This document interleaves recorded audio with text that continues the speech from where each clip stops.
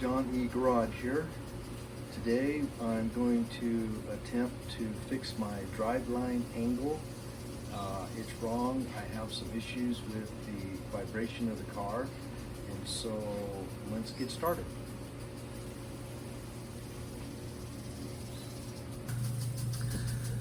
So to get started, I of course have the car on jack stands, and what I did is I measured the level between the bottom of the tire and my garage floor, and I set the car at that distance on all four corners. I also used this angle finder that I got on Amazon. Works pretty good. I'm going to use these shims, which I'm not real excited about. I got these from Summit. They're 2 degrees, and I don't know if 2 degrees is enough for me to get this job done or not, but if it's more than that, then I'm looking at a bigger issue, taking the rear end out and welding on new Purchase. So anyway, let me just show you what have started so far. I've loosened up all my U-bolts here. Now remember, the weight of the car is on the leaf spring still. So I'm going to be using my floor jack to raise the rear end up, and I decided to do this one at a time. The other side is loose, but not loose like this. You see, I have the nuts pretty much backed out all the way, because that's what we need. So the other thing you need to watch out for is this right here. Since we're raising it up, right here is the little folding tab for the brake line, and so for safety, I didn't want to bend this, so I made certain that I undid that, but in retrospect I really didn't need to do that, because all this is going to raise up all at the same time. But so if you see that in the video, I didn't really need to do that. Also, my sway bar system that I have, I didn't need to change anything that either. So let me show you how I'm going to do this.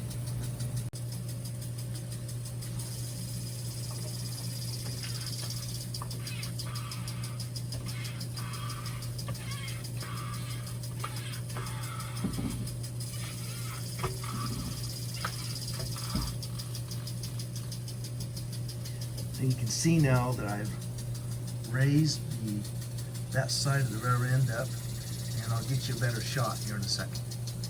So I of course have taken the wheel off, and I took the drum off as well, just to give myself just a little bit more room.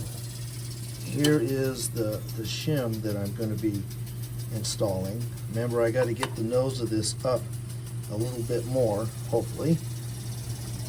And then right here is where I'll be installing. I've already checked the pin, and it looks to me like I'm going to have just enough pin to rest back into the Purch.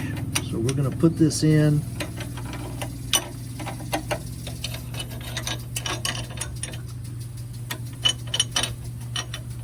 Like so. I'm on the pin now. And so now what I'm going to do is lower the jack and lightly tighten up the U-bolts and do the other side.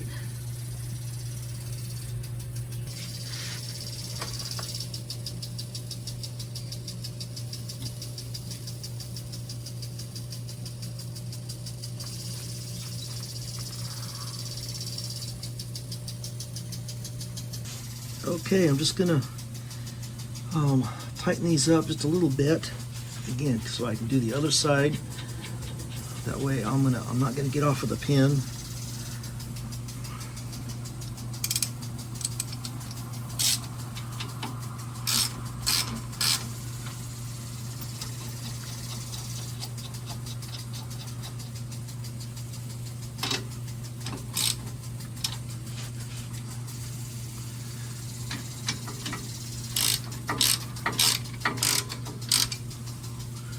hope this cures my problem, because at about 65, 70 miles per hour, this thing vibrates kind of in a motion like this. It goes louder and softer, louder and softer.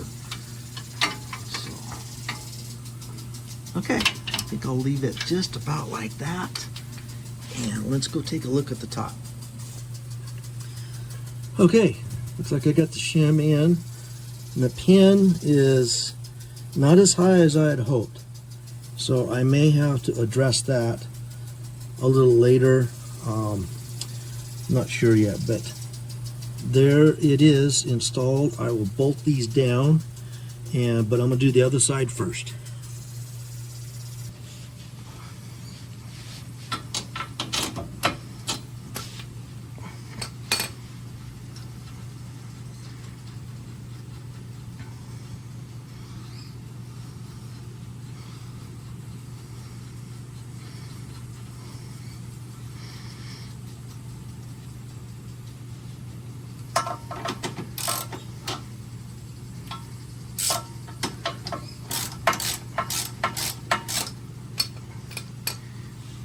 These are relatively new rear end U-joints. I gotta admit, sometimes if they're dirty and crusty, about the only way to get these nuts off decently is to buy some new ones and cut the old ones off.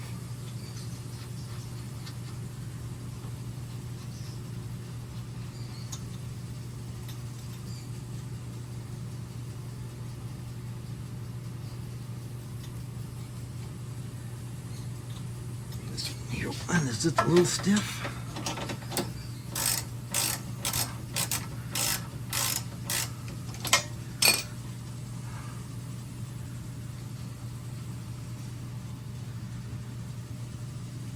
Okay.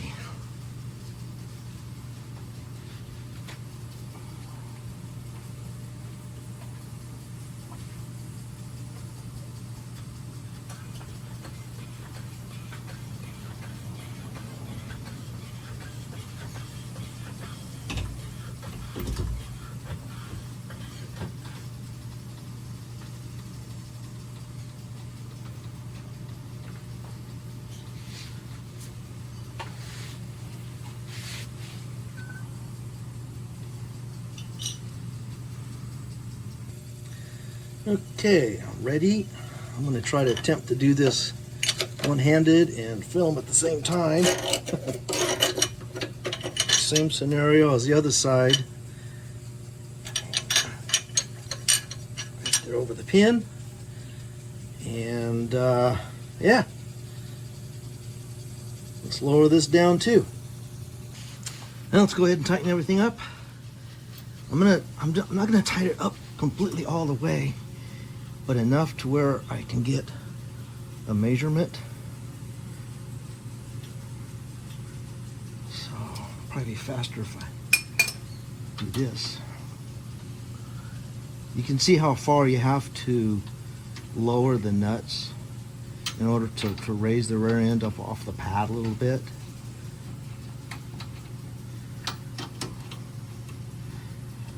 Again, I'm not real excited about doing this. I think the overall best choice is to take the rear end out, or at least, yeah, take it out probably, and cut off the perches and put them in here. Now, that's my biggest mistake when I did this, is I have new perches on here, but I didn't know at the time about the angle was so important. Should have. I didn't.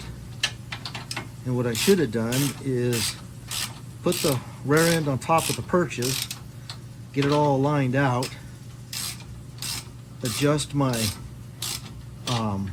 angle, and then tack weld the perches, and then of course pull the rear end out, and then you know, weld it all the way around. That's really the best way to do it. So this is more of a band-aid, which I don't like, but I don't know. Let's see what happens. I don't know yet.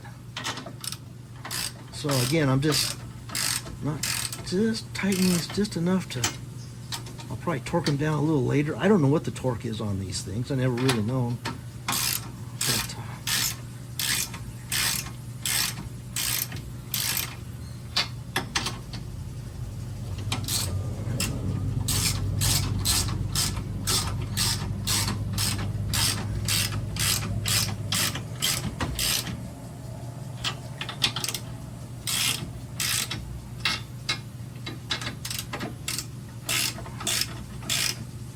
there we go.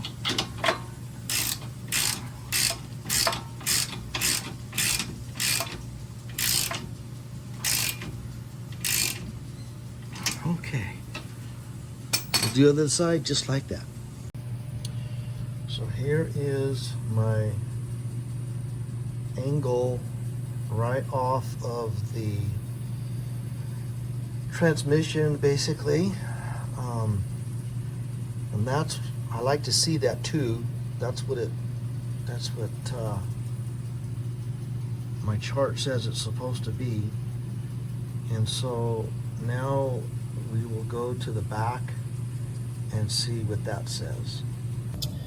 Okay, I'm going to bring you along for the ride, and we're going to check my angle here. Whoops. It's hard to do this with one hand. I've already leveled it across, and that's the number that I'm getting right there, about 2.6. So that's what, 0.6 degree difference. And man, I hope that's right. I'm just not sure. Test driving it will confirm that, that's for sure. And here is my driveline angle. I've been told that it needs to be 3 degrees, but that's about the best I'm going to get. Again, I think that the true fix here will, or the true diagnosis here will actually be a test drive.